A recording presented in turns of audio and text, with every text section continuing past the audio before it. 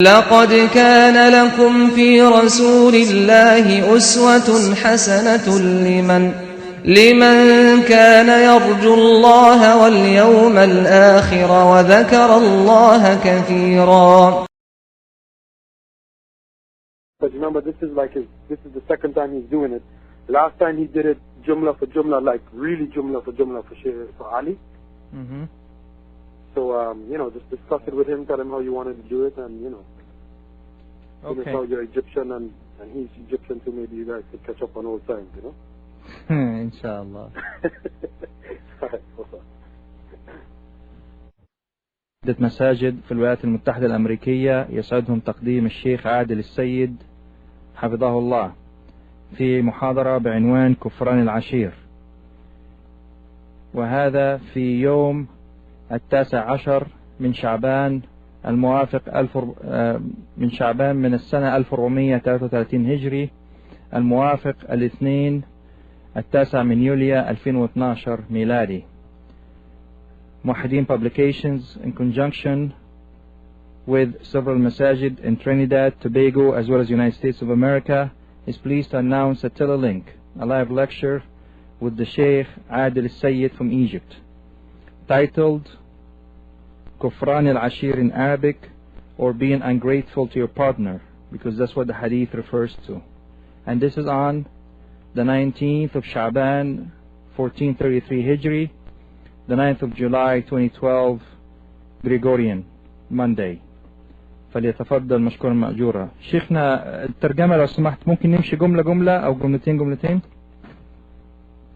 يعني الأحسن بالنسبة لك جملة يكون أفضل شيء.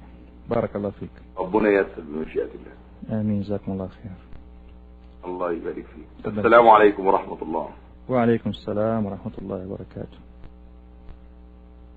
إن الحمد لله نحمده ونستعينه ونستغفره ونعوذ بالله من شرور أنفسنا ومن سيئات أعمالنا، من يهده الله فلا مضل له ومن يضلل فلا هادي له، وأشهد أن لا إله إلا الله وحده لا شريك له، وأشهد أن محمدا عبده ورسوله صلى الله تعالى عليه وعلى آله وصحبه وسلم تسليما كثيرا. أما بعد، فإن أصدق الحديث كتاب الله تعالى، وخير الهدي هدي محمد صلى الله عليه وسلم، وشر الأمور محدثاتها، كل محدثة بدعة، وكل بدعة ضلالة، وكل ضلالة في النار. تفضل. نعم. الشيخ حفظه الله عادل السيد started خطبة الحاجة, in which he said, verily all praise is due to Allah. We praise Him, we seek His assistance, and we seek His forgiveness. And we seek refuge with Allah from the evils of ourselves. Whoever Allah guides, nobody will misguide. And whoever Allah misguides, nobody will ever guide.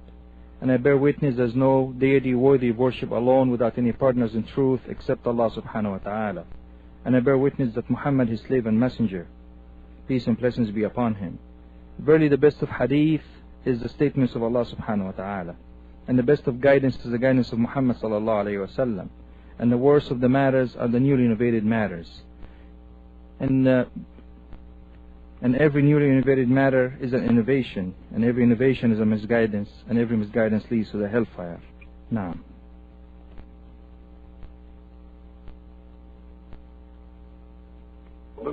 تفضل.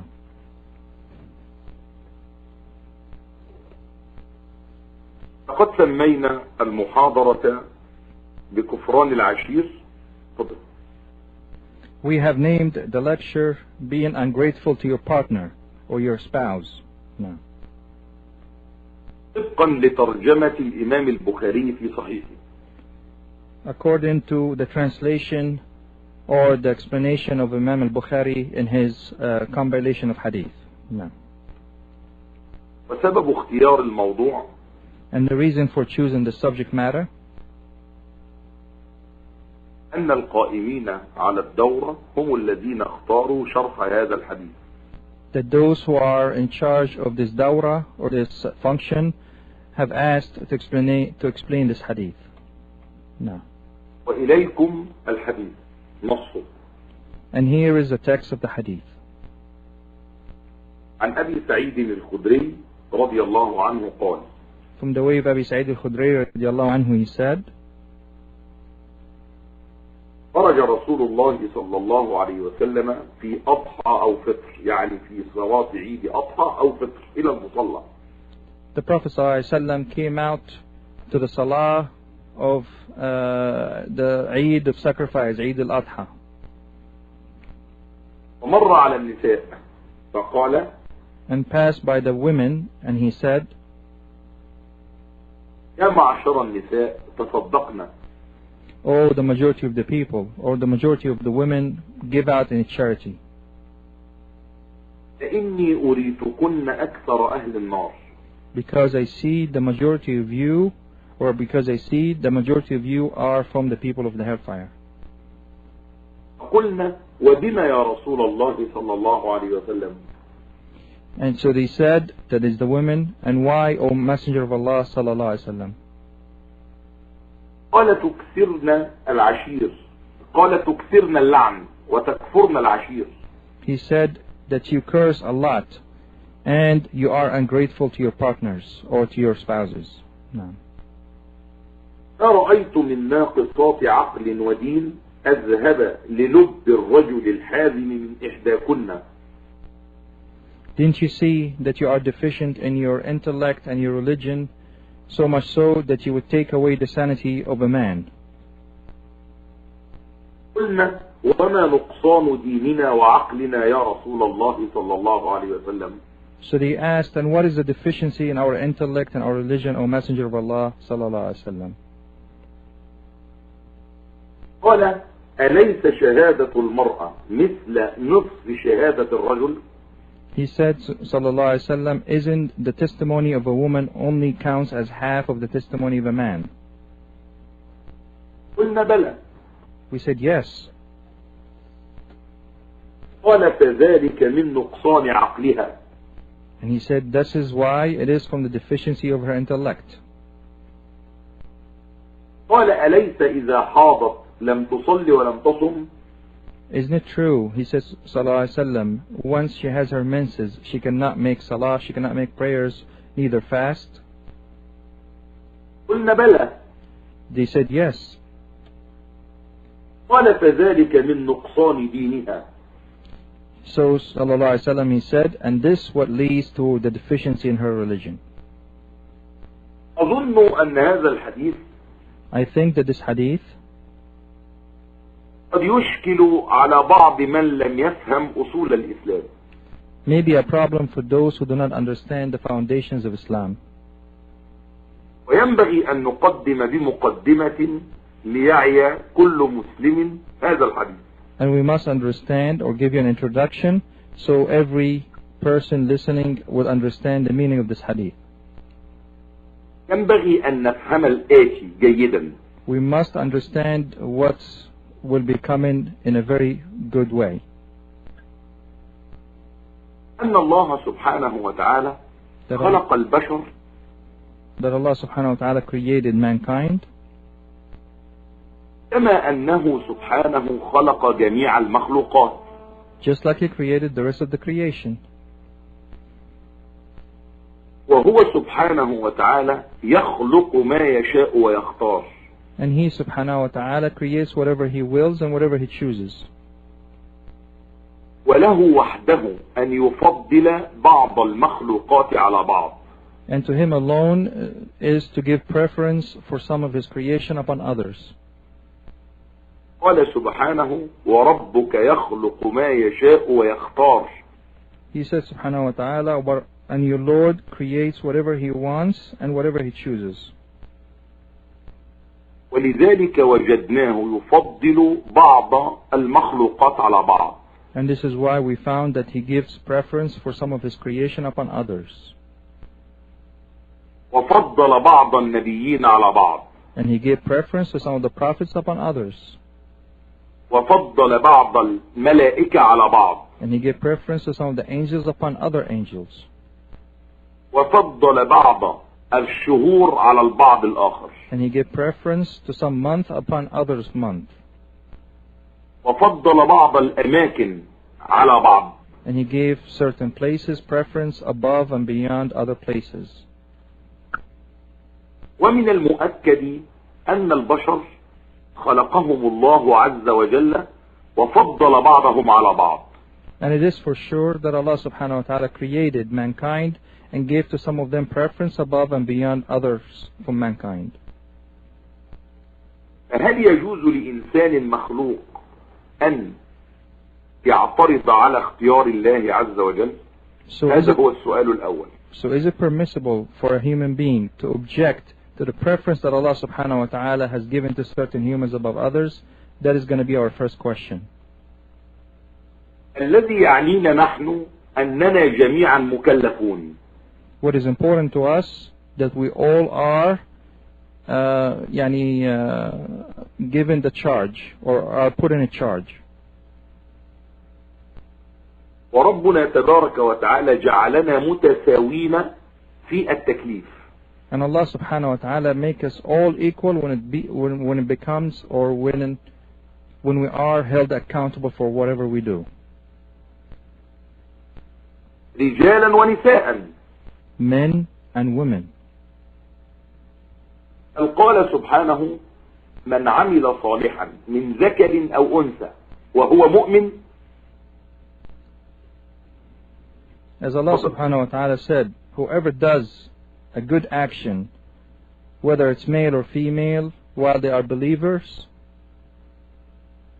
فلنحيينه حياة طيبة ولنجزينهم أجرهم بأحسن ما كانوا يعملون. we will make him live a good life and we will reward them in the best possible way for what they have done. وقال سبحانه ومن يعمل من الصالحات من ذكر أو أنثى وهو مؤمن فأولئك يدخلون الجنة ولا يظلمون نقيرا. And he says subhanahu wa ta'ala, and whoever does from the actions, from the good actions or good deeds, whether male or female, those will be entered into the Jannah or the paradise. وقال سبحانه فاستجاب لهم ربهم أني لا أضيع عمل عامل منكم من ذكر أو أنثى بعضكم من بعض. As Allah subhanahu wa ta'ala said in the Quran about Himself, so your Lord have answered you that He will never waste the action of any of you, man or woman, one to another. والآيات في هذا المعنى كثيرة جدا. And the verses regarding that meaning are many and plenty. فلقد ساوى الله تبارك وتعالى في التكاليف بين الرجال وبين النساء. Allah subhanahu wa ta'ala have equated being regarding or as in regards to being accountable between men and women. وجعل النبي صلى الله عليه وسلم النساء شقائق الرجال. And the Prophet sallallahu alaihi wasallam made the women as partners to the men, or the second half of men. فما يكتبه المنحرفون عن الحق عن الإسلام في هذا الشأن كذب. Because those who are deviated away from the truth and what they write about Islam is a lie. فلقد افتري على الإسلام وعلى رسول الإسلام افتراءات كثيرة ما أنزل الله بها من سلطان. It has been lied upon Islam and upon the Messenger of Islam in so many ways and so many lies. No. والإسلام جعل للمرأة حقوق وعليها واجبات. Islam have made for the woman or given her certain rights, as well as made it compulsory upon her certain wajibat or certain rights. وكذلك جعل للرجال حقوق وعليهم واجبات. So is the case with the men. Islam have made for them certain rights and made it compulsory upon them certain obligations. وكل حق يقابله واجب وكل واجب يقابله حق. And every right is met with an obligation. Every obligation necessitates or requires a certain right. مع ملاحظة أن المرأة لها طبيعة خاصة في خلقتها. noticing that the woman has a certain nature regarding her creation. هي تحمل وتلد وترضع. Because she carries babies, she gives birth to a baby, and she breastfeeds the baby. إن الله تعالى أوضح لنا في بدء الخليقة أمرا هاما. Because Allah subhanahu wa ta'ala in the beginning of the creation showed us an important matter or affair. حينما أوضح أن المرأة خلقت من الرجل. When He told us subhanahu wa ta'ala that the woman was created from the man. قال وجعل منها زوجها ليسكن إليها. And He said, and He made from her, or He made from her husband, so he would be getting comfort and tranquility from her. هي في أصل الخليقة فرع عن الرجل. So originally, according to the statements of Allah subhanahu wa ta'ala, she is a branch from the man. ولا يمكن للحياة أن تستمر بغيرها لأنه لا بد من الزوجين. And life cannot continue without her because life needs the man and the woman to continue. القضايا الخلقية أو ما يسمى بالطبيعية هذه قضايا لا تخضع للمناقشات. So cases as in regards to the creation of Allah cannot be subjected to any kind of discussion. لأنها ثابتة ولا ينازع في ذلك أحد على الإطلاق. Because it's well assured and confirmed, and nobody can argue as in regards to the creation of Allah. إذا هناك خلافات بين الرجل وبين المرأة قدرية كونية ترتب على ذلك أمور شرعية. But there are differences that are decreed by Allah subhanahu wa ta'ala and universal as in regards to the man versus the woman, and upon that there are certain legislation are based. No. فلا بد من مراعاة هذه الأمور حينما نتناول هذا الحديث بالشرح. So we must keep in mind certain matters or these matters when we are talking about this hadith and explanation from the legislation. ولذلك ترتب على ذلك بعض الأحكام الشرعية. And this is why certain rulings of the Sharia have been based upon that. كقوله تعالى الرجال قوامون على النساء. Like the statement of Allah subhanahu wa ta'ala, the men have higher preference upon the women. بما فضل الله بعضهم على بعض وبما أنفقوا من أموالهم. By what Allah subhanahu wa ta'ala have given them preference to, and by what they have spent out of their own wealth. وقال وللرجال عليهن درجة. And He said the men have a higher degree upon them, that is the women.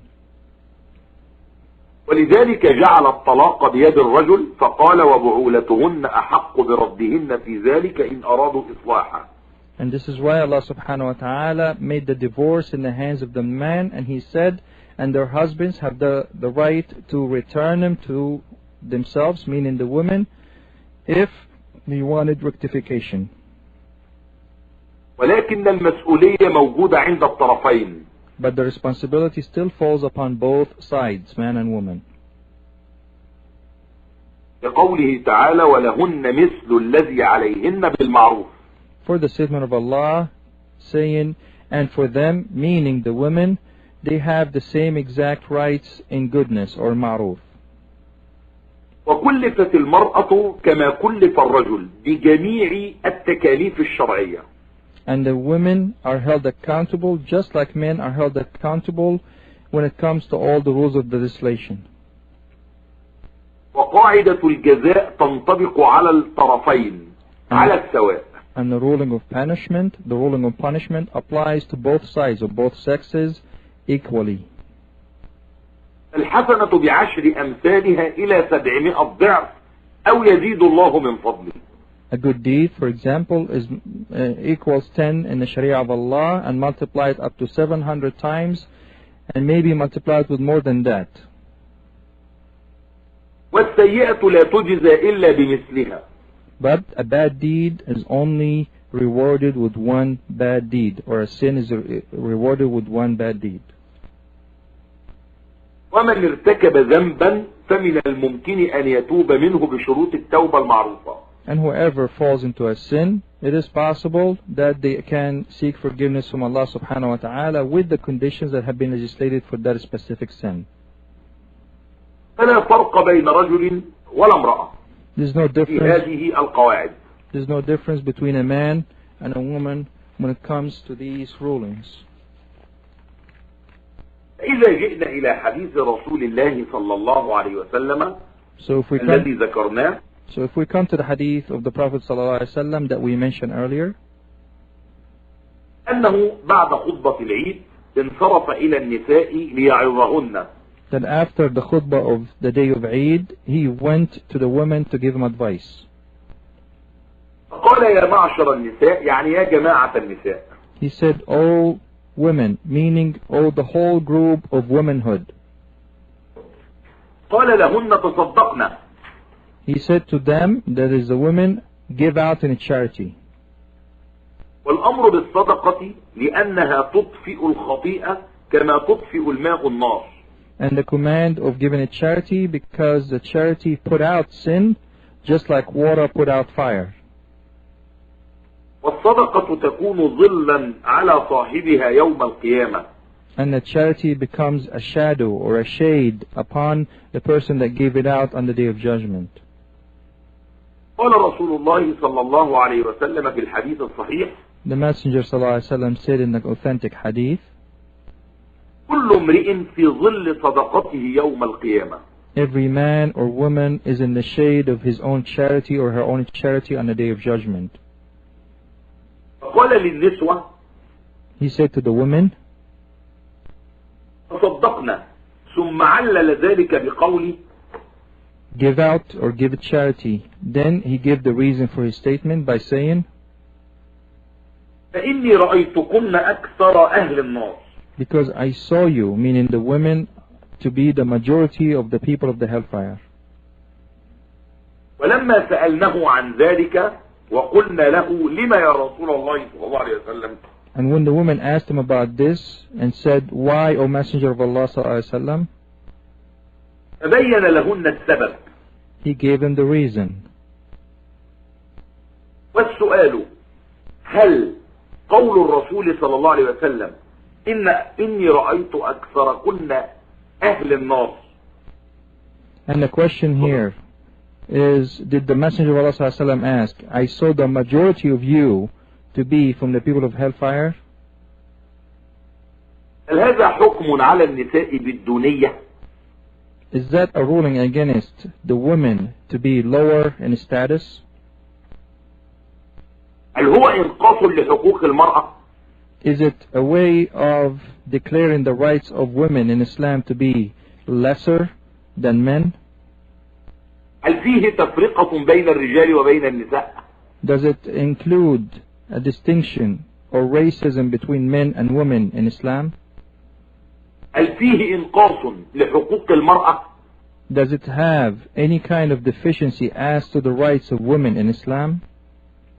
هل فيه غضن لهذه المرأة؟ Does it carry any kind of overlooking the rights of women in Islam? الإجابة على هذه الأسئلة جميعها بالنفي. To answer all of these questions is to say no, it's none of the above. لماذا؟ Why? لأن النبي صلى الله عليه وسلم يحكي واقعا حقيقيا. Because the Messenger ﷺ is telling of the truth from the reality around him that is happening. فإن الناس جميعا من رجال ونساء مآلهم إما إلى الجنة وإما إلى النار. Because all of mankind, men or women, will end up either in the paradise or the hellfire. وسيكون هناك في الجنة رجال ونساء وفي النار كذلك رجال ونساء. And in the paradise also there will be men and women, just like in the hellfire there will be men and women. فهي احتمالات ثلاثة. So there are three possibilities. إما أن يكون عدد الرجال يساوي عدد النساء في الجنة وفي النار. Either the number of men equals the number of women in the hellfire just like it is in paradise. وإما أن يكون عدد الرجال أكثر من عدد النساء في النار. Or the number of men are more than the number of women in the hellfire. وإما أن يكون عدد النساء في النار أكثر من عدد الرجال في النار. Or the number of women are more than the number of men in the hellfire. والاحتمالات في الجنة ثلاثة أيضا عكس ما سبق. And the three possibilities are also the same when you apply them to the paradise. Just like we said هل earlier. يشترط أن يكون أهل النار من الرجال والنساء متساوين وكذلك أهل الجنة؟ Is it a condition that the people of the hellfire must be equally divided between men and women? لا يقول بذلك عاقل. No sane person can say that. وإنما الرسول صلى الله عليه وسلم يحكي واقعا شاهده بعينيه. But rather, the Prophet ﷺ is speaking of reality that he sees with his own eyes. لأنه قد ثبت في الحديث أنه رأى النار ورأى الجنة في صلاة الكسوف والخسوف. Because it had been confirmed in the hadith of Muhammad ﷺ that he saw the hellfire in or during the salah of the eclipse of the moon as well as the eclipse of the sun. فرأى أن عدد أهل النار من النساء أكثر من عدد الرجال. And he saw that the number of women were more than the number of men in the hellfire. هل هذا حكم من الرسول صلى الله عليه وسلم بدخول النساء النار أم هي شهادة من الرسول عليه الصلاة والسلام شهادة رؤية عين؟ Is it some kind of a ruling that the Prophet ﷺ passed indicating that the majority or more women will be in the hellfire than men? Or is just a testimony of what he saw with his own eyes previously, as mentioned previously? فبدلا من أن نبكي كما يقال على اللبن المسكوب لابد وأن نفعل ما ينبغي.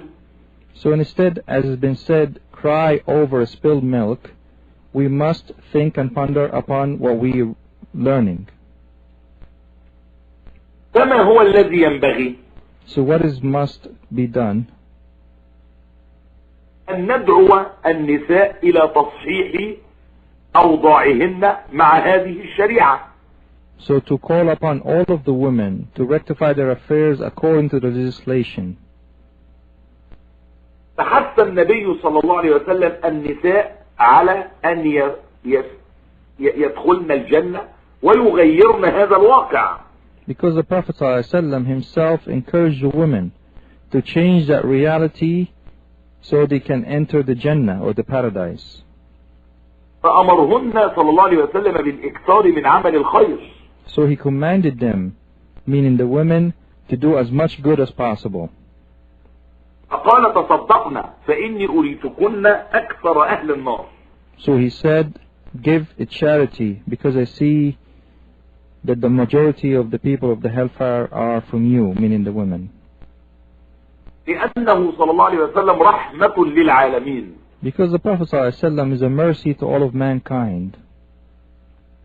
رحمة للرجال وللنساء على السواء. He's a mercy to all mankind, men as well as women equally. يؤلمه ويؤذيه أن يعذب إنسان. It hurts him and it harms him to see a man being tortured or being punished. بل كان حريصا على إيمان الناس جميعا. He was striving for all of mankind to become believers in Allah subhanahu wa ta'ala. ولذلك عاتبه الله عز وجل في القرآن كثيرا على هذا الأمر. And that's why Allah subhanahu wa ta'ala have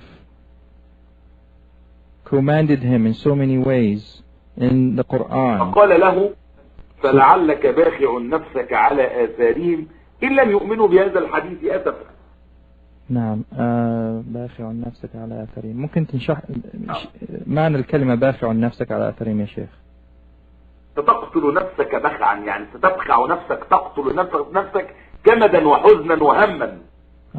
So Allah subhanahu wa ta'ala have told his Prophet sallallahu alaihi wasallam in the Quran what it means you may end up killing yourself out of sorrow and sadness and regret for the affairs of others.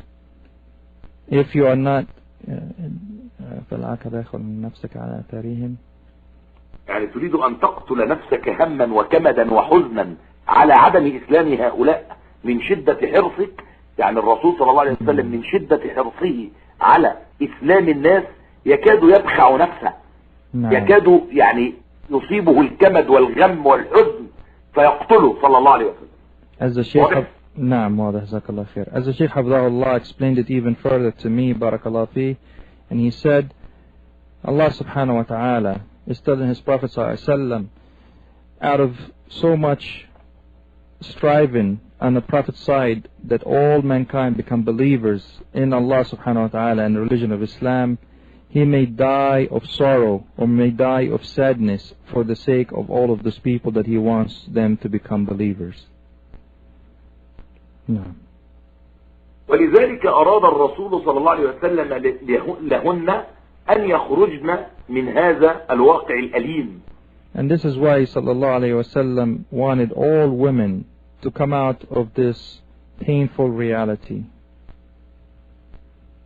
فقال لهن تصدقن. So he told them, that is the women, give charity. فلما قال لهن إني رأيتكن أكثر أهل النار. So when he told them, I saw the majority of you, or I saw you to be the majority of the hellfire. قلنا له ولما يا رسول الله صلى الله عليه وسلم لما سيكون أكثرنا أهل النار. So they asked him, why the majority of the people of the hellfire will be from us, meaning the women. قال صلى الله عليه وسلم He said sallallahu alayhi wasallam, لأن كنا تكفرن العشير تكثرن اللعن لأن كنا تكثرن اللعن وتكفرن العشير. Because as the Prophet ﷺ said, because a lot of you curse a lot and are ungrateful to your partners, to your husbands. واللعن هو السب. And اللعن هو السب الشتم يعني. نعم, and the cursing here meaning to, as we said in English, due to limitations of the language, mean cursing or يعني insulting. نعم. قال وتكفرن العشير والعشير هو المعاشر الزوج يعني يكفرن الزوج. نعم. ويكفرن الإحسان. And when he says sallallahu alaihi wasallam that you disbelieve or being ungrateful to your partners, the partner here meaning the husband, or the one, or you being ungrateful of the good that the husband is doing for you. قال صلى الله عليه وسلم لو أحسنت إلى إحداهن الظهر ثم رأت منك شيئا قالت ما رأيت منك خيرا قط. As sallallahu alaihi wasallam said, if you are as a husband, do your best to one of them forever, and then you make one mistake, then she would forget about all the good that you've done for her. بين الرسول صلى الله عليه وسلم الأسباب التي جعلت النساء أكثر أهل النار. The Prophet ﷺ told us and showed us the reasons why the majority of the hellfire, or the majority of the people of the hellfire, are from the women. ولكن السؤال هل يقصد الرسول صلى الله عليه وسلم أنهن أكثر أهل النار التي يخلد فيها الكفار أم النار التي يكون فيها عامة المسلمين العصاة؟ أنا طولت عليك في دي معلش.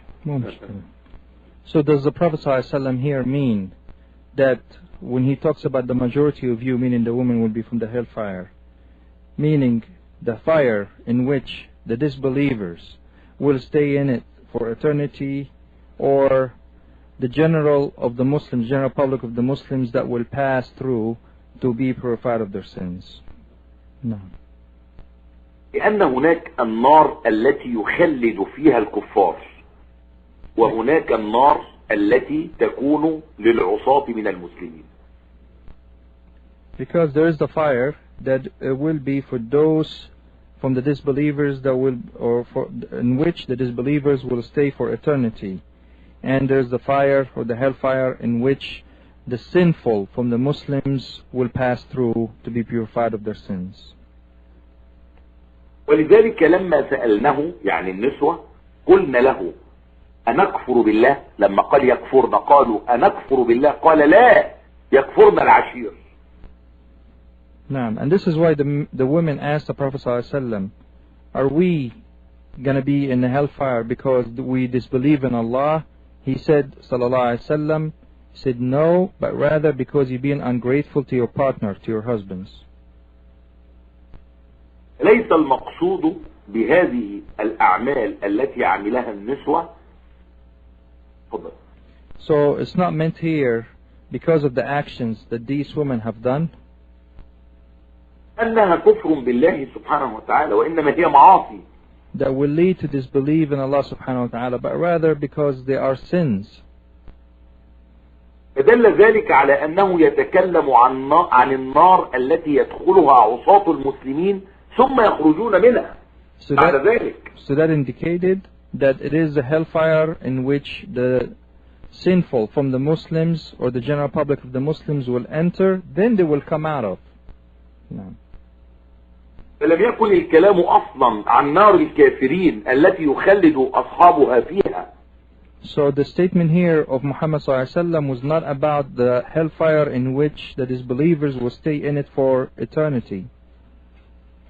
لأن رواية ابن عباس يقول فيها أريت النار فإذا أكثر أهلها النساء يكفرن. قيل يكفرن بالله؟ قال يكفرن العشير ويكفرن الإحسان. أقول مرة ثانية؟ لو سمحت يا شيخ. قال النبي صلى الله عليه وسلم في حديث ابن عباس. قول بقى ترجم. Naam, the Prophet ﷺ, or rather the narration of Ibn Abbas radiallahu anhu, in which he said that the Prophet ﷺ said, I was shown the hellfire, and I shown that the majority of the people of the hellfire were from the women. قالوا قيل يكفرن بالله؟ قال يكفرن العشير ويكفرن الإحسان. Because when they asked, is it because they disbelieve in Allah? He said no, because they disbelieve or they've been ungrateful to their husbands and ungrateful to all the good their husbands are doing for them. وإذن يتحدث عن المعاصي والكبائر التي يرتكبها أهل الإسلام. Therefore, the Prophet ﷺ here is talking about the sins and the bad deeds that the people amongst the Muslims are doing. ولذلك قال البخاري باب كفران العشير وكفر دون كفر. This is why the Bukhari rahimahullah said in his compilation of hadith, the chapter of being ungrateful to your partner, and that disbelief is on different levels, or disbelief is different from other kinds of disbelief. No. لأن جميع المعاصي من شعب الكفر. Because all of the sins are from the branches of disbelief. وإن كان لا يكفر مرتكبها وإن كان مرتكبها لا يكفر. Even though whoever commits a sin does not necessarily mean he is upon disbelief. وبناء على ذلك نقول. And built upon that, or based upon that, we say إن الكلام داخل الدائرة الإسلامية والسيئات والمعاصي التي يعاقب عليها أصحابها داخل دائرة الإسلام. We're talking about, or we're talking within the circle of Islam, and whoever does a sin from the Muslims is within the circle of Islam. وكفران العشير وكفران الإحسان وضحه الرسول صلى الله عليه وسلم.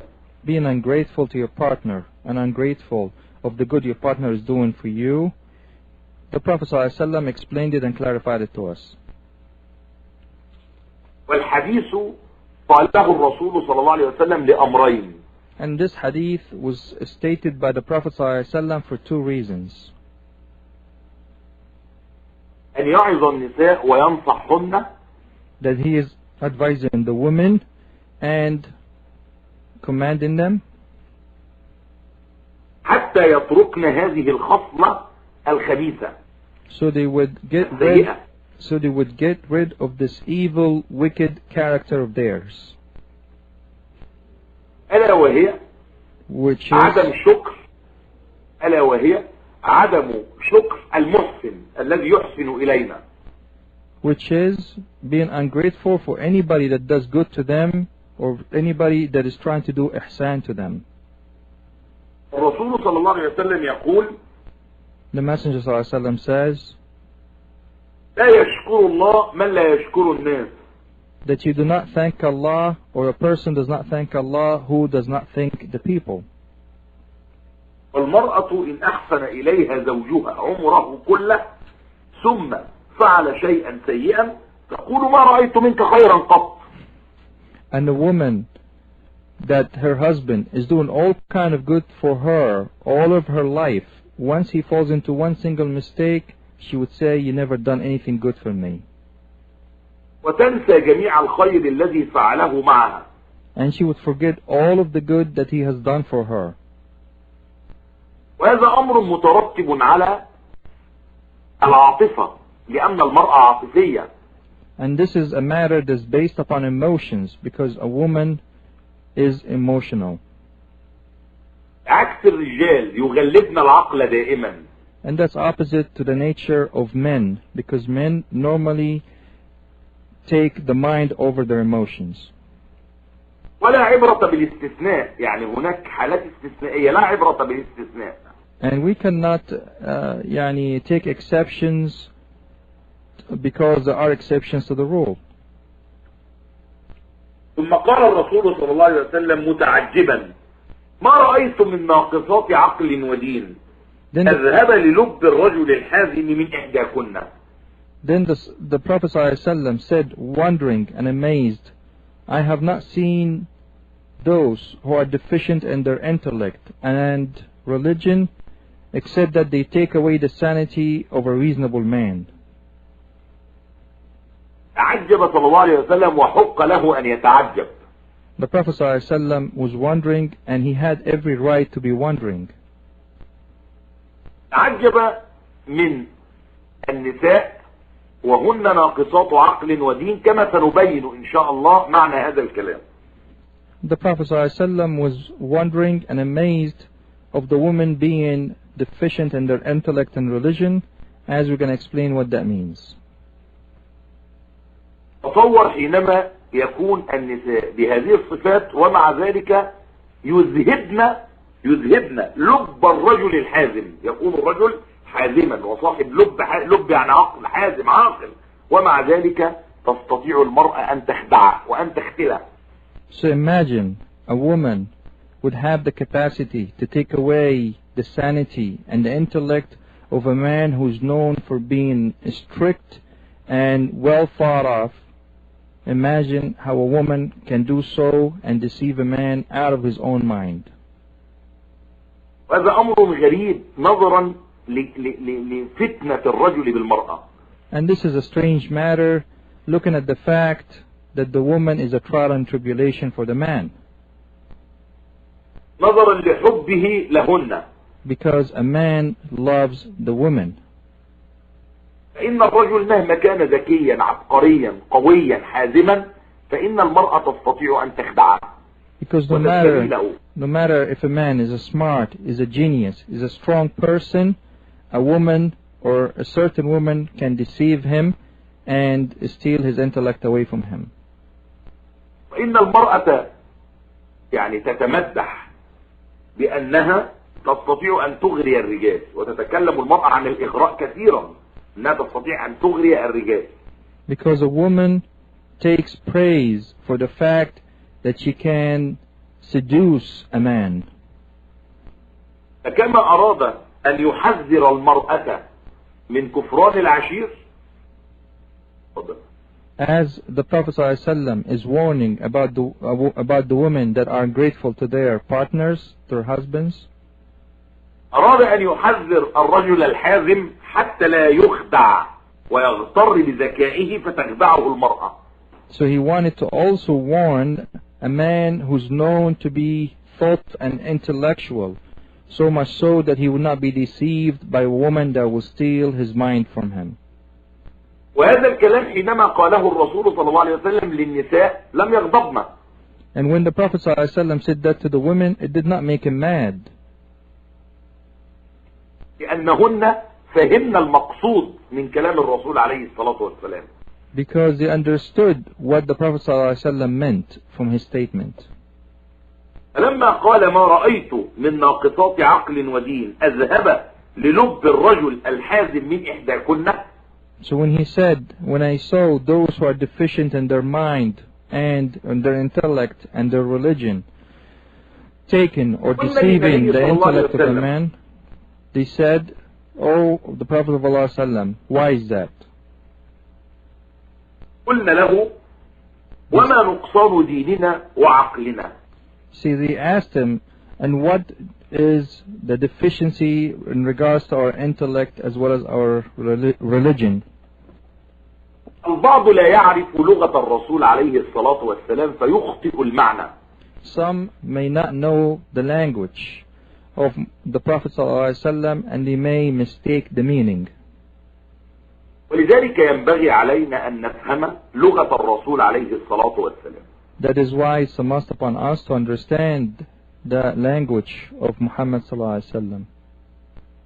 ما المقصود من نقصان العقل ونقصان الدين؟ So what does it mean being deficient in your intellect and in your religion? المعنى كلمة العقل الذي هو ضد الجنون، فالمرأة نصف عاقلة ونصف مجنونة يعني. Does this mean intellect as an opposite to insanity or crazy? So that means a woman is half crazy and half sane? أبدا، هذا خطأ جسيم في فهم معاني الكلام. No way or shape or form. This is a grave mistake that is not meant here. وإنما العقل بمعنى عقل الأشياء وضبطها، ضبط الأشياء، ضبط الأشياء. نعم. But rather intellect here means dealing with things correctly, the way they should be dealt with. ضبط الأشياء وضبط الوقائع وحفظها وعدم نسيانها.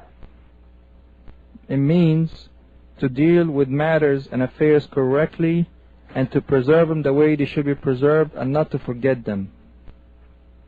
كما يقول أحد الصحابة عقلت مجة، مجها الرسول صلى الله عليه وسلم في وجهي. عقلت يعني حفظت ولم أنساها، فعقلت كذا يعني حفظته ولم أنساه. واضح؟ نعم. As one of the companions said, I have reasoned something, or I have intellectually preserved something, meaning he memorized something by heart and not let it go to waste in any shape or form. نعم. فما حفظناه نقول عنه عقلناه. So whatever we memorize, we say عقلناه, or intellectually preserved it. وما فهمناه نقول عنه عقلناه. And whatever we understand, we say also we intellectually preserved it. وهناك أمور لا تستطيع النساء أو عامة النساء، نحن لا نتحدث عن استثناءات، نتحدث عن معظم النساء. So there are matters that the majority or the general public of the women, and here, as the Shaykh reminded us again, we're not talking about any exceptions to the women, but we're talking about the women in general.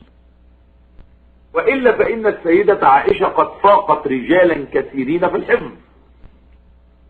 And if that is the case, then we'll remember that Aisha radiallahu anha went way beyond the memorization of so many of the men of her time. She was better than them in her memorization.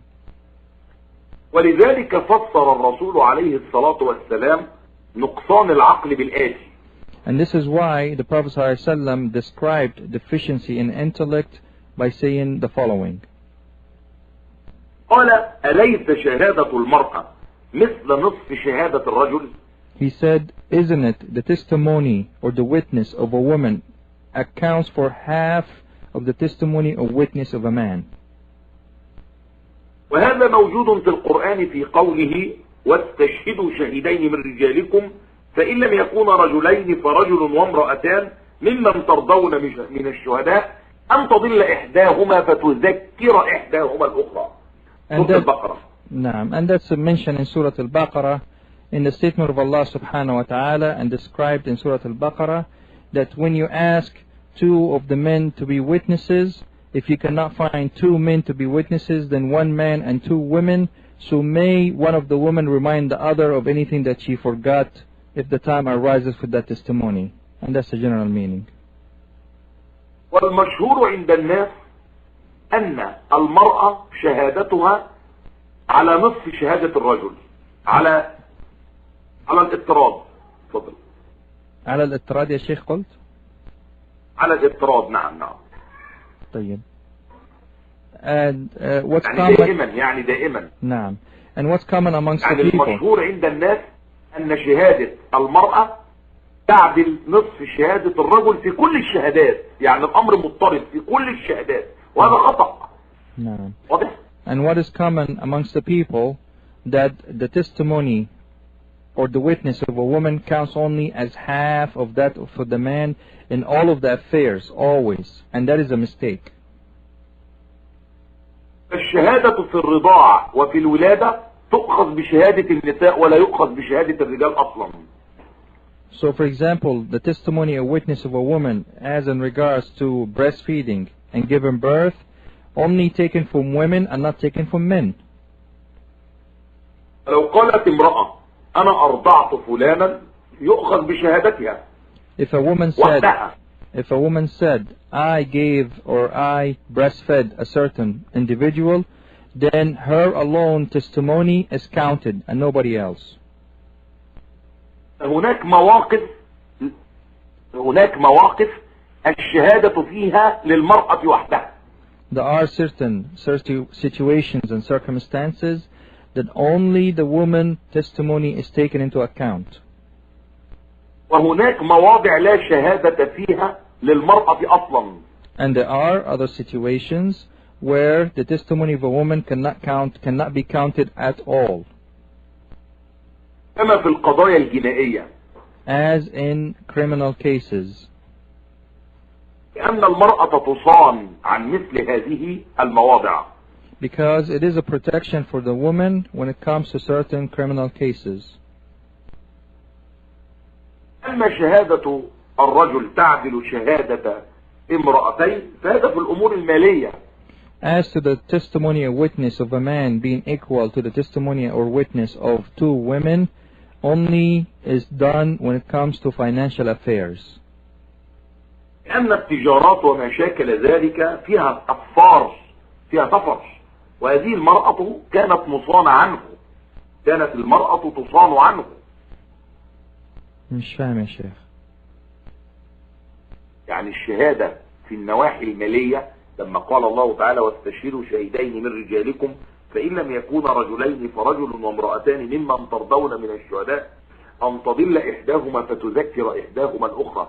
كانت الشهادة في مثل هذه الأمور النساء كانت مخبئات، ما كانوش بيروحوا في التجارات ويسافروا مع الرجال في رحلة الشتاء والصيف ويروحوا الأسواق ويشوفوا الخلافات اللي بين التجار، ولذلك المرأة لا تعرف مثل هذه الأمور، فحينئذ تحكم بما رأته وتكون ضعيفة في هذا الشأن لو شهدت، فتحتاج إلى امرأة أخرى لكي تذكرها أن تضل إحداهما فتذكر إحداهما الأخرى، بعكس الرجال هذا الأمر يعملون فيه باستمرار. واضحة؟ نعم جزاك الله خير. واضح المسألة؟ نعم بارك الله فيك. As the Shaykh Adil explained to me when I indicated that I understand what that means, he said when Allah subhanahu wa ta'ala mentioned the verses in which it says, and if you are to seek witnesses you must have two of the men, and if you do not find two men then one man and two women from those who you are pleased with the testimony. In case one of the two women is misguided, then the other one can remind her of that testimony. He said the reason this is mentioned in the testimony regarding financial affairs, because it is from the matters that women normally would not involve with, like the trip of the winter, the caravan of the winter, as well as the caravan of the summer, where the women used to, or some of the women, and not all of them, would be involved with this, but the majority of men would do that as a regular way of business. And consequently, whenever the testimony was needed for a woman in matters of finances or trade, she always had to have another woman that witnessed the same situation. Unlike the men who are always in that kind of trade or at that kind of merchandising and so on, it was not necessary for the men to find another man. Wallahu a'lam. نعم. فسمى نقصان العقل فشرح بين أن نقصان العقل هو عدم الضبط وعدم الحفظ. نقصان العقل المقصود به عدم الحفظ وعدم ضبط الأمور. واضح؟ نعم. So he indicated, and when the Prophet ﷺ said being deficient in intellect as in regards to the women is because of not being absolutely accurate in the narration and not having good memorization or remembrance of that affair as it is exactly word for word. نعم. أما نقصان الدين فهذا أمر آخر ينبغي أن يتضح. As to being deficient in the religion, that's a different affair that must be explained. قال أليس إذا حاضت لم تصلي ولم تصم؟ He said, the Prophet of Allah ﷺ, he said, isn't it true that if a woman is upon her menses, she cannot fast or pray? قلنا بلى. They said yes. قال فذلك من نقصان دينها. He said this is indicating that she is deficient in her religion. والسؤال الآن هل المرأة مسؤولة عن حيضها؟ So the question here, is the woman responsible for her menses or held accountable for her يقول menses? قائل إن الحيض هذا أمر كتب عليها وليس لها يد فيه. Someone may say haid or menses is something that have been predestined for her and she's not to be held accountable for that. هي غير مقصرة فلماذا نقص دينها إذن؟ So as in regards to her menses, she's not deficient. So why is she being called so in the religion? واضح السؤال؟ واضح. واضح السؤال. يعني إذا كانت المرأة حيضتها ليست بيدها فلما نقص دينها إذن؟ هذا هو السؤال. واضح الأمر؟ أعد عليهم مرة أخرى. Inshallah. As the Shaykh hafithahuAllah clarified it even further for me and told me to repeat it back to you, he said, so if the menses of the women is not, they have no control over it, so why they are being told that they're deficient in the religion? ولتوضيح ذلك نود أن نبين أمرا هاما. To explain this even further, we would like to indicate or explain a very important affair here. هذا الأمر ليس خاصا بالنساء. This matter is not specific to the women only.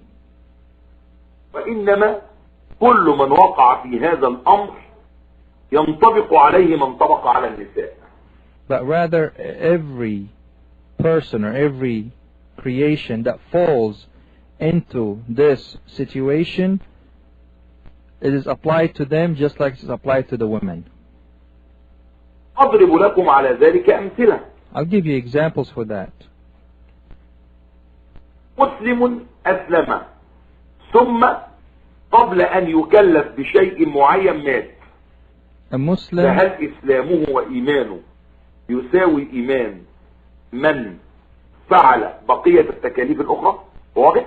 نعم. A person that just became a Muslim, then he passed away before he did any of the obligations of Islam. Would he be held accountable for everything that a Muslim has been doing, all the obligations of this religion all along? فإيمان الناس غير متساوي فهناك إيمان أزيد من إيمان آخر. So the belief amongst the people is not equal. Belief amongst the people is من not فعل equal. جميع ما أمر به لا يساوي من لم يفعل جميع ما أمر به. Whoever does everything that they've been commanded is not equal to a person that has not done everything that have been commanded. ولذلك قال العلماء الإيمان يزيد وينقص. And this is why the scholars said, Iman or belief increases and decreases. يزيد بالطاعة وينقص بالمعصية. Increases with obedience and decreases with sin. وعلى سبيل المثال من مات في العهد المكي فالدين الذي مات عليه كان أنقص من الدين الذي مات عليه من مات في العصر المدني. Subhanallah. And for example, those who died during the time the Muslims were living in Mecca before they migrated to Medina died upon lesser religion than those who died in Medina after they migrated to Medina. كقول الله تعالى في آخر ما نزل من القرآن اليوم أكملت لكم دينكم وأتممت عليكم نعمتي ورضيت لكم الإسلام دينا. For the statement that Allah subhanahu wa ta'ala mentioned in the end of the Quran, today I completed your religion for you, and I perfected my blessing upon you, and I'm pleased with Islam as a religion for you. وقبل نزول سورة المائدة لم يكن الدين قد كمل. Before the revelation of Surah Al-Ma'idah, the religion of Allah was not complete yet. فمن مات قبل نزولها فالدين الذي معه أنقص من الدين الذي مع من مات بعد نزول سورة المائدة والعمل بما فيها. Now, whoever died before the revelation of Surah Al-Ma'idah, whoever died before the revelation of Surah Al-Ma'idah died upon lesser religion, or what we may refer to generally as deficiency in religion, than those who died after the revelation of Surah Al-Ma'idah and acting upon the commands that were revealed in that surah. وكذلك يعني على سبيل المثال من مات ولم يكن من أركان الإسلام مفروضا إلا التوحيد والصلاة ومات على ذلك، هل دينه يساوي دين من مات بعد نزول الصيام والزكاة والحج وفعل هذه الأركان الخمسة؟ نعم. لا يستويان. واضح؟ لا يستويان. نعم. For example, a person. واضح الأمر؟ نعم يا شيخ، جزاك الله خير. For example, those who died after learning about Salah, for example, about just Salah and Siyam, and died upon that, are not the same as those who knew all 5 pillars of Islam and fulfilled them. So they are not to be held as equal. Is that clear? الوضع في الاعتبار أن الذي مات قبل فرض بقية الفرائض هو غير مذموم ولن يؤاخذ وهو في الجنة، ولكن دينه أقل من دين من فرضت عليه الفرائض الأخرى وقام بأدائها. واضح؟ نعم. Keeping in mind. واضح؟ نعم يا شيخ، واضح. Keeping in mind those who died before all of the obligations of Islam were made compulsory upon the Muslims are not to be looked down upon, but rather they will be in the paradise. They are in the paradise, and but they are upon lesser religion than those who died after the completion of the obligations of Islam have been revealed to them and acted upon it. من عرف الأركان الإسلامية على الإجمال يكون دينه أنقص ممن عرف هذه الأركان وعمل بها على التفصيل، ولذلك هناك فرق بين العلماء وبين غير العلماء. هؤلاء أكمل دينا من أولئك، وإن كان يعني العوام معذورين بجهلهم. واضح؟ نعم. واضح ولا صعبة؟ نعم واضح يا شيخ. يعني في علم إجمالي لو علم الإنسان بتفاصيل، هذه التفاصيل زيادة في العلم يبقى زيادة في الدين، لأنك لما بتعلمها بتؤمن بيها وبتعمل بيها يبقى زاد إيمانك وزاد دينك عن الذي كان يجهلها، بل زاد دينك أنت عن دينك بالأمس بعد أن عرفت وعملت. تمام؟ نعم. واضحة المسألة معك؟ واضح يا شيخ، بارك الله فيك. تفضل. As the Shaykh hafithahuAllah explained even further, but those, for example, that generally understood the obligations of Islam are upon lesser religion than those that understood the obligations of Islam in detail and acted upon it. And that's where the difference is between the scholars and the laymen from the Muslims, for example. The scholars upon more complete of a religion than those who know less than them. But keep it in mind that the laymen are given the excuse of their ignorance. So there is general knowledge that is lesser in the religion than detailed knowledge of the religion of Allah subhanahu wa ta'ala. Those who know more of the religion of Allah and those who are upon more religion of Allah will increase in their iman and they will increase in their religion. But rather, not just that, you as a person, today you're upon more of your religion than you were upon yesterday because of the knowledge you acquired today that you didn't have yesterday, and so on. No. ولذلك قال الرسول عليه الصلاة والسلام عن المرأة إذا حاضت لم تصلي ولم تصم وهي معذورة فهي تقضي الصيام ولا تقضي الصلاة، ومع ذلك معذورة، ولكن هذا نقصان لدينها. واضح؟ No. And this is why نقصان دينها هي معذورة فيه، ولكنه طبقا للقاعدة نقصان للدين أم لا؟ نقصان، فقال ذلك نقصان دينها. واضح؟ نعم واضح. جزاك الله خير يا شيخ. This is why the Messenger ﷺ said about women that once they are upon the menses, they cannot make salah and they cannot fast, even though they are given the excuse that they are upon their menses. Once they're out of that menses, then they make up for whatever fasting that they have lost, that obligatory, but they cannot make up the salah. And consequently, that will lead to deficiency of the religions, or being upon lesser religion, according to the rule that we have learned earlier. No. اكتفي بهذا القدر. جزاكم الله خير يا شيخنا. تمام، عندك أسئلة إن شاء الله؟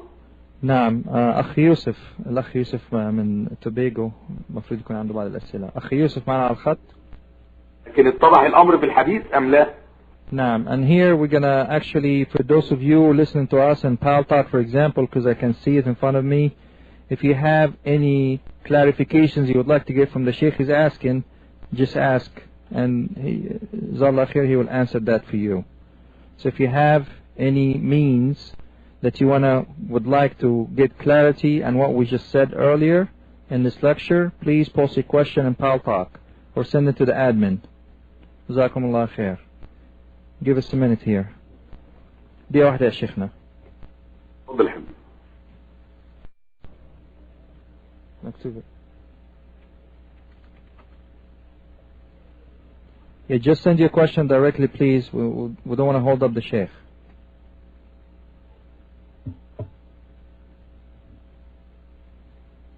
Again, for those that don't understand what has been narrated today or have been said, please post your question so we can answer it. Jazakumullah khair. ايش مكتوب؟ نعم أخ محمد. نعم يوسف. We have one here, but you want me to give it to you now? Is it related or not? نعم, it is. Yeah, go ahead and ask. If a woman's husband does not allow her to visit her parents at all, is she allowed to disobey him and meet them in secret? Sheikhna, wait, you're going to have to repeat the question in English, right? I'm plugging you back in now. Huh? Hold on. Is that the whole question or is part of the question? That's the whole question, yeah.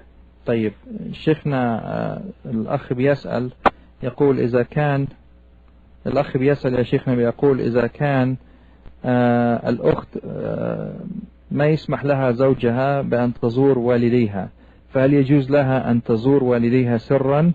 واسمح لي بس أقول بالإنجليزي. The question again in English, as Brother Yusuf indicated, Allah khair, if a woman is not given permission by her husband or prohibited by her husband to visit her parents, can she visit her parents secretly from behind his back basically? تفضل يا شيخ. بسم الله الرحمن الرحيم. الزوجة مأمورة بأن تطيع زوجها في طاعة الله تعالى طالما لم يأمرها بمعصية، ولكن الزوج في المقابل مأمور هو أيضا بألا يمنعها من صلة الرحم إلا إن خشي على دينها أو خشي عليها الفتنة. واضح؟ نعم. يعني هو مأمور هو أيضا ألا يمنعها من صلة الرحم، لأن قطع الرحم لا يجوز، فهي مأمورة بأن تطيعه في طاعة الله، وهو مأمور هو أيضا من قبل الله عز وجل ألا يستبد بهذه الطاعة فينهاها عن صلة الرحم إلا إذا كان يخشى عليها فتنة في دينها أو في عرضها. واضح؟ نعم. Sheikh, in answering this question, he said, hafithahuAllah, the wife is commanded to obey her husband. according to the obedience of Allah subhanahu wa ta'ala, the way Allah commanded her to obey Him, as long as He's not commanding her to do a sin, as long as He's not commanded her to do a sin. But in the same token, as the Shaykh said, hafithahuAllah, he said he cannot prevent her from seeing her parents, or he cannot prevent her rather from connecting the ties of the womb, the ties of kith and kin, except that he feared for her religion or her for honor. To rephrase this, as the Shaykh hafithahuAllah said again, a woman is commanded to obey her husband the way Allah subhanahu wa ta'ala commanded her, except if he commands her to do a sin. But it's not for the man to transgress his boundaries by preventing her from connecting the ties of the womb, which is wajib or compulsory upon her, except that he fears for her a fitna or a trial and tribulation, that she will be tested regarding her religion or regarding her honor, regarding her reputation, because she's visiting a relative that he's telling her not to visit him or her. No.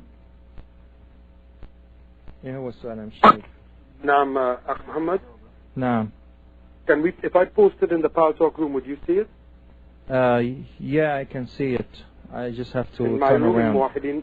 in Muwahideen publication. هدي موحدين؟ أنت في غرفة الموحدين؟ Oh no, he's not in our room. Okay, well let me just read you the question then, because I can't. Go ahead. If I leave the room, it's going to mess the recording. Okay, go ahead. Assalamu alaikum. What nasiha can be given to a husband that says women are deficient in a way that is harsh and insulting? You understand the question? The question was, what is the advice, Ya Shaykh, for a man that is harsh to his wife and saying that you are deficient in your intellect and your religion? ما نصيحتكم يا شيخ لرجل يعني قاسي على امرأته ودائما يذكرها بأنكم ناقصات عقل ودين بطريقة سيئة؟ بسم الله الرحمن الرحيم. هذا خطأ جسيم ينفر الناس عن دين الله تبارك وتعالى ويضع الحديث في غير موضعه، لأن هذه المقولة لم يقولها الرسول صلى الله عليه وسلم لتعنيف النساء، بل كان يقول صلى الله عليه وسلم رفقا بالقوارير، وكان يقول صلى الله عليه وسلم خيركم خيركم لأهلي وأنا خيركم لأهلي صلى الله عليه وسلم. وكان الرسول صلى الله عليه وسلم يعامل زوجاته أحسن معاملة، ولكنه حينما قال هذه المقولة لم يقولها في تعنيف النساء، ولم يقولها لكي يعاير أو يعاير مثلا زوجاته بهذه المقولة، ما قال لعائشة ولا لغيرها إن كنا ناقصات عقل ودين، وإنما قالها للتعجب. قال صلى الله عليه وسلم كما رأيت في الحديث ما رأيت من ناقصات عقل ودين أذهب للب الرجل الحازم من إحداكن. يتعجب ويستغرب كيف يختلن الرجال وكيف تستطيع المرأة الذي هذا وصفها أن تفعل بالرجل العاقل، وربما كان رجلا حكيما وربما كان رجلا سلطانا يخافه الناس، ومع ذلك يكون ألعوبة في يد زوجته. فالرسول صلى الله عليه وسلم قال من باب التعجب، فأن تؤخذ هذه المقولة وتنزع من سياقها من أجل أن نعير النساء بهذا الكلام. وما ذنب المرأة إن كانت ناقصة العقل أو ناقصة الدين بهذا الفهم، لا بالفهم الرديء الذي يفهمه بعض الناس ويجعلونه للأسف يجعلون هذا الكلام حجة ضد الإسلام، ويجعلون هذا الكلام يصور لكثير من الناس وبالذات في بلادكم على أن الإسلام أقدر المرأة وأنقص من المرأة وجعلها مخلوقا دون الرجل إلى آخر الافتراءات التي تفترى على الإسلام. وما افتريت هذه الافتراءات إلا من هؤلاء الذين ينقلون الكلمات من سياقها وينزعونها من هذا السياق ويعاملون المرأة بشدة مخالفة لشرع الله تبارك وتعالى. فهذا لا يجوز. مأمور الإنسان المسلم بأن يتقي الله في المرأة، فإنما أخذتهن أو إنهن عوان عندكم وأخذتموهن بكلمة الله. أمر النبي صلى الله عليه وسلم أن نتقي الله في النساء، وكانت وصيته الأخيرة قبل موته صلى الله عليه وسلم. تفضل. نعم. أنا أطلت عليك ونسيت إنك بتترجم. الحمد لله كنت بكتب وراك يا شيخ. الحمد لله. سامحني. لا ما في مشكلة. جزاكم الله خير. So answering that question, the Shaykh hafithahuAllah said after Bismillah ar-Rahman ar-Rahim, he said, this is a grave mistake that will turn the people away from the vision of Allah subhanahu wa ta'ala and take the hadith of Muhammad sallallahu alaihi wasallam out of context. It will put the hadith of Muhammad sallallahu alaihi wasallam in a place that doesn't belong to. Prophet of Allah sallallahu alaihi wasallam never said this to be rough and tough with the women, but rather he said sallallahu alaihi wasallam, be gentle with the glass containers, or be gentle with the glass vessels. And he also said sallallahu alaihi wasallam, the best of you are the best of his family, and I am the best to my families. And he also used to treat his wives in the best possible way, sallallahu alaihi wasallam. When he said the statement that we learned in this hadith, that you're deficient in your intellect and your religion, he never said it out of being rough or tough with the women. He never said it to make him or look down at the wives.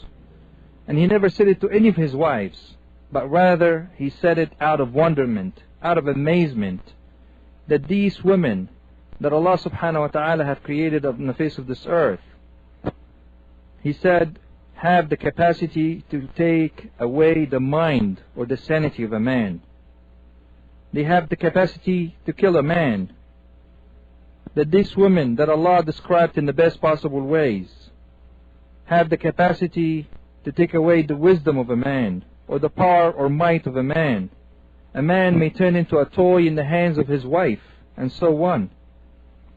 But for you to take the statements of Muhammad sallallahu alaihi wasallam out of his own context, so you would look down at your own wife, that is not permissible. What is the reason, or a woman cannot, or what is the sin of a woman being deficient in her mind or her intellect, according to your understanding then? According to your understanding, what kind of sin a woman have done who is deficient in her mind and intellect have done to deserve that kind of treatment, wal-'iyadhu billah? This will lead to those, wal-'iyadhu billah, from the enemies of Islam to take it against Islam, to take your understanding against the Muslims and Islam, especially in the land of disbelief, where they say Islam have reduced the woman, or Islam have made the woman created for the pleasure of a man, or Islam have done so and so for women as in regards to the men. And all of this are lies against Islam. All of this are lies against Islam. The words of Muhammad sallallahu alaihi wasallam, just like the words of Allah subhanahu wa ta'ala, can never be taken out of context. That is not permissible. This is not allowed. But rather you commanded, dear brother, to treat the woman like Allah subhanahu wa ta'ala commanded us and His Prophet commanded us, in the best possible way. As Allah subhanahu wa ta'ala said, they are definitely a help and assistance for you. And He said subhanahu wa ta'ala that verily they are a trust amongst you. You are trusted with them.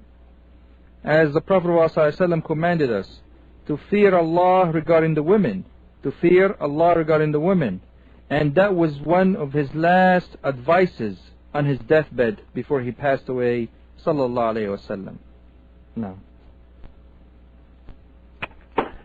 Now, the last question we have, Muhammad, Jazakumullah khair, is how can a woman on her menses keep her iman strong as she is outside of salah and the normal ibadah that she would do? Got that? No. How can a woman on her menses keep her iman strong? الأخ يسأل يا شيخنا ويقول باللغة الإنجليزية, how can a woman upon her menses keep her iman strong as in regards to her actions of worship and obedience to Allah subhanahu wa ta'ala? كيف يكون الأخت الحائضة أو المرأة الحائضة تستطيع أن تقوي إيمانها أثناء الحيض, خصوصا في مسائل العبادة ومسائل طاعة الله سبحانه وتعالى؟ بسم الله الرحمن الرحيم. بالنسبة للأخت الحائض, حرم الله عز وجل عليها الصيام وحرم عليها الصلاة, ولكن لم يحرم عليها شيئا آخر. يعني إذا نظرنا في هذا الحديث قال الرسول صلى الله عليه وسلم عن نقصان دينها: أليس إذا حاضت لم تصلي ولم تصم؟ لم يقل صلى الله عليه وسلم ولم تتصدق ولم تذكر الله ولم تقرأ القرآن الكريم ولم، بل أفعال الخير مفتوح الباب للمرأة في أثناء فترة الحيض. الأمر الذي تكلم فيه العلماء هو قضية مس المصحف، إنها تمسك المصحف، فمس المصحف أن تحمل المصحف، هذا أمر قال العلماء فيه إجماع على أن الجنب والحائض لها حكم الجنابة، لا تمسك بالمصحف، ولكن يجوز أن تقرأ فيه بدون أن تحمله، يجوز أن تذكر الله بلسانها، أن تفعل كل أفعال الخير، تذكر ربها، تسبح، تحمد ربها سبحانه وتعالى، تقرأ القرآن الكريم، تقرأ في كتب العلم، تقرأ في كتب الرقائق، تقرأ في كتب حديث رسول الله صلى الله عليه وسلم. كل ذلك من باب الخير ومن أبواب الخيرات، مفتوحة للمرأة في أثناء فترة الحيض أو النفاس. المحرم عليها أن تصلي فقط أو أن تصوم، أمران: الصلاة والصوم فقط. أما بقية الأعمال فهي مفتوحة لها بمشيئة الله تبارك وتعالى، ويجوز لها أن تكثر منها في أثناء فترة الحيض، والله أعلم. نعم. تفضل. جزاكم الله خير يا شيخ. Shaykh hafithahuAllah, in answering this question, he said, as to a sister that's upon her menses, Allah subhanahu wa ta'ala had made it prohibited upon her only to fast and make salah, or make her prayers, but did not prohibit anything else upon her. When the hadith that we mentioned about her being deficient in her religion, he said, sallallahu alayhi wa sallam, isn't it true that if a woman upon her menses cannot make salah and cannot fast, and that's where the deficiency is?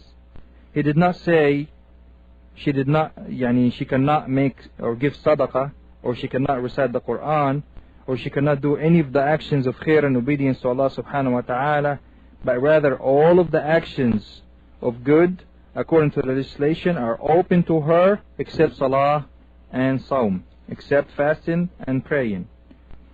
And the only point of disagreement is amongst the scholars regarding to touching the Quran physically, touching the Quran for a woman upon her menses, or a woman that just gave birth and upon her postpartum bleeding.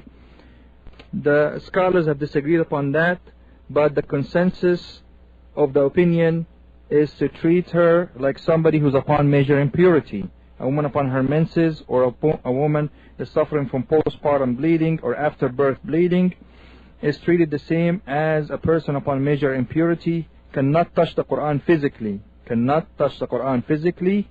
but she can still recite the Quran, she can still remember Allah by her tongue, and so on, and she can still read from the books of the Sunnah. She can still say as much as you like of the tasbih, or subhanallah, alhamdulillah, and so on. She can still read from the books of knowledge. She can still read from the books that softens the heart, from the Sunnah of Muhammad sallallahu alaihi wasallam, as well as from the Hadith of Muhammad sallallahu alaihi wasallam. And she can still do all the actions of good that she has access to.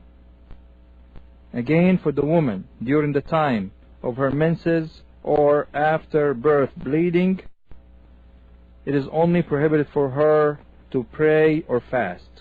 As to the rest of the actions, it is permissible for her to increase from them as much as she likes. No. Any more questions, Yusuf? لا بارك الله فيكم. جزاكم الله خيرا أخ محمد وبارك الله فيكم يا شيخنا. جزاكم الله خير. جزاك خيرا. في سؤال يوسف. We have a question from the other path room. شيخنا عندنا غرفة تانية تبع مسجد الصحابة فتحنا هنا وفي أسئلة عن طريقها. ممكن نسأل الأسئلة هذه؟ كثيرة أم قليلة؟ كم سؤال؟ سؤالين يا شيخ. تفضل. جزاكم الله خير. ايه هو السؤال؟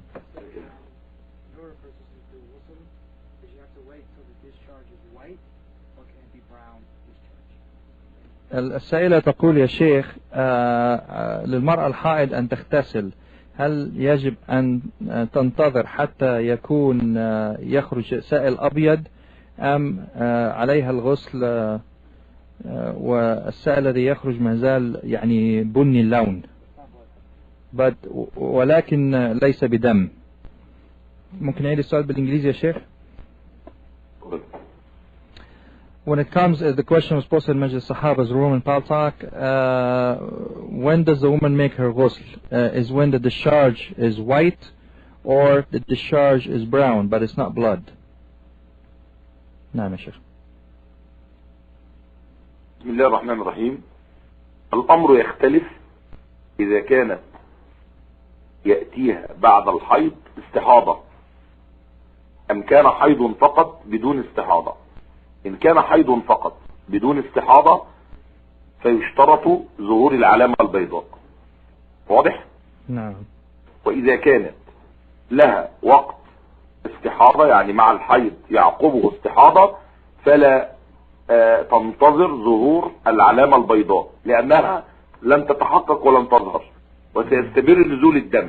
فحينئذ نقول إذا كانت صاحبة عادة معروفة لها عدد من الأيام تحسب عادتها وعدد الأيام التي تحيض فيها، وبعد ذلك تعتبر بقية الأيام أو بقية الدماء التي تنزل دم استحاضة وتغتسل بمجرد انتهاء عادتها، بمجرد انتهاء عدد الأيام التي هي عادتها التي كانت تعمل عليها، وبعد ذلك تعتبر بقية الأيام أو الدم الذي ينزل تعتبره دم استحاضة. لكن لو كان الدم ينزل ويتوقف بدون استحاضة فلا بد من ظهور العلامة البيضاء والله أعلم. نعم. In answering this question regarding the menses, Shaykh Adil, after saying Bismillah ar-Rahman ar-Rahim, he said the matter differs or is upon two different cases here.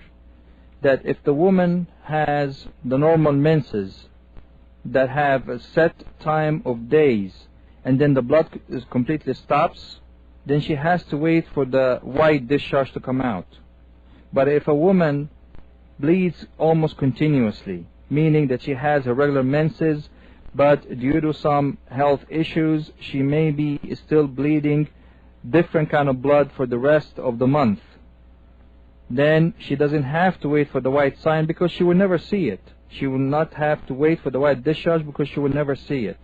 Again, as the Shaykh said, hafithahuAllah, if the woman has a predetermined or well-known period or menses that have a set number of days and then the blood stops completely, then she has to wait for that white discharge.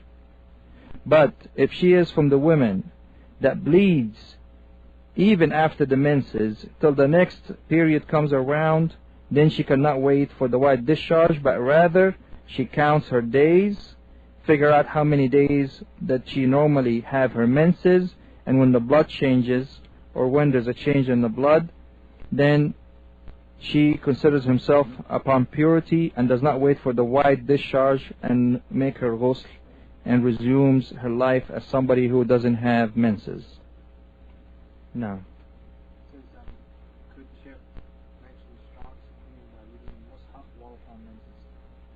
طيب يا شيخنا سائلة تقول ممكن يا شيخنا تذكر لنا أقوى رأي على بخصوص قراءة المصحف للحائض. أقوى رأي بخصوص قراءة المصحف للحائض. The question in English is, what is the strongest opinion as in regards reciting the mushaf, regarding reciting the Quran for a woman upon her menses? بسم الله الرحمن الرحيم. بالنسبة لحمل المصحف كمصحف وصح الأقوال أنه لا يجوز للحائض أن تحمله، ولكن من الممكن أن تقرأ من الكمبيوتر مثلا، من الممكن أن تقرأ من المصحف بدون أن تمسه. يعني من الممكن لو أرادت أن تفتح المصحف أحد يفتحه لها، أو عن طريق مثلا قلم، لكنها لا تحمل المصحف، لا تمسكه بيدها لأنها في حكم الجنب. وقد نقل الإمام الشوكاني الإجماع على عدم جواز مس المصحف للجنب، لكنها تقرأ، فأقوى الآراء أنها تقرأ القرآن لكنها لا تحمل القرآن الكريم. واضح؟ نعم. تفضل شيخنا، بالنسبة لهذه الحالة في تعقيب يعني أو سؤال خاص بها. لا تفضل. سمعنا من بعض الشيوخ أن يجوز إذا كانت مثلا عندها الجوانتي كما يسمونه، تلبس جوانتي أو أي حائل بينها وبين المصحف، فيجوز أن هي تفتحه. هل هذا صحيح؟ والله هذا الأمر يعني لو حدث يبقى فيه خير برضه. طيب خير إن شاء الله. طيب طالما لا تمس هي ببشرتها، يعني هي لا تباشر حمل المصحف ولكن بشيء آخر مثل الجوانتي أو غيره. نعم. وبرضه في سؤال خاص بالسؤال الماضي. سمعنا من بعض الشيوخ يا شيخ مسألة أن الدم للمستحاضة يتغير اللون أو الرائحة في بعض الأحيان، فهل هذا صحيح أيضا؟ هو مش كده، هو بص نعيد الأمر مرة ثانية.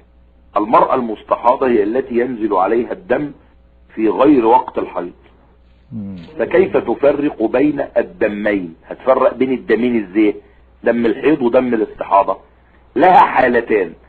الحالة الأولى لو كانت صاحبة عادة معروفة لها 3 أيام 4 5 6 7 عدد من الأيام معروفة، ثم جاءتها الاستحاضة، فتعتبر أيامها العادية، عادتها تعتبر العادة بتاعتها وتعد الأيام، وما زاد على ذلك تعتبره استحاضة.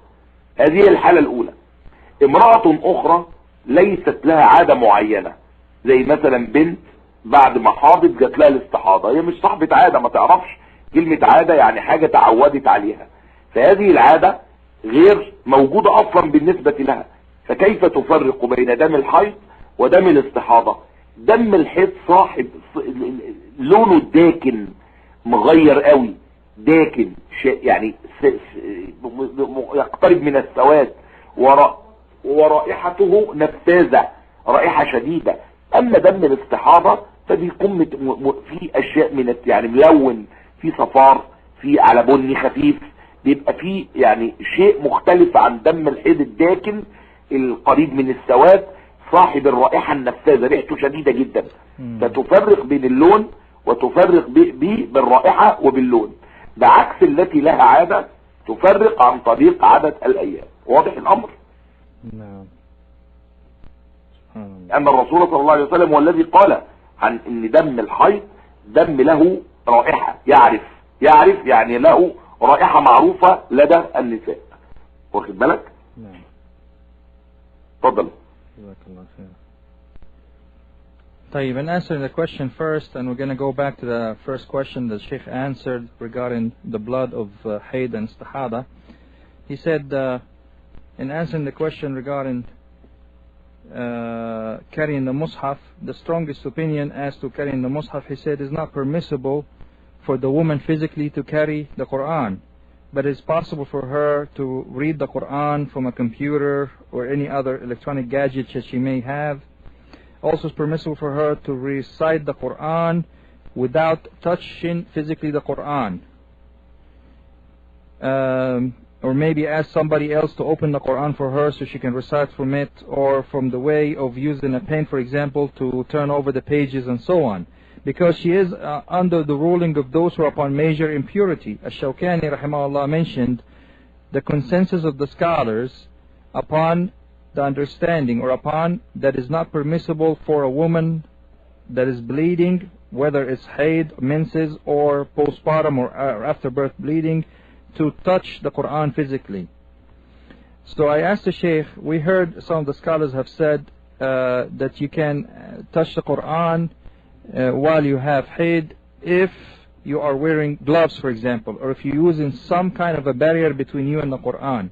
He said, yes, that is true, as long as she does not touch the Quran physically with her own physical skin, with her own physical hands, then she can recite all she wants from the book. She can recite all she wants from the book. Then I asked the Shaykh for more clarity as to the previous question regarding menses, and how a woman can distinguish between the blood of the menses and the blood of what we call istihada, which is the irregular bleeding outside the time of the period or the menses. He said there are two different circumstances here. If she was a woman that has her regular period, and the reason it's called a period because it's something that's known to the women and that happens to them every single month. But then after her period, inconsistent bleeding happened. Then she must consider her regular days. She knows how many days her period is. So after those days have passed of her period or her menses, then she considers herself pure, and whatever bleeding comes after this, then we consider that istihada, which is inconsistent bleeding, for the lack of a better translation. But when it comes, for example, to a girl, and she had her menses, but she's not used to the, she doesn't know how to distinguish per se what kind of bleeding she's going through. Her period is her period. She knows every month there are certain days that she bleeds. But she does not know how to distinguish between the blood of her menses and the blood of istihada. Then we say, al-hayd, or the blood of the menses, is normally dark, closest to blackness, or closest to being as dark as possible, and the smell of it is strong. The smell is strong. Again, the blood of menses is very dark, or closest to being almost black, and it has a strong smell.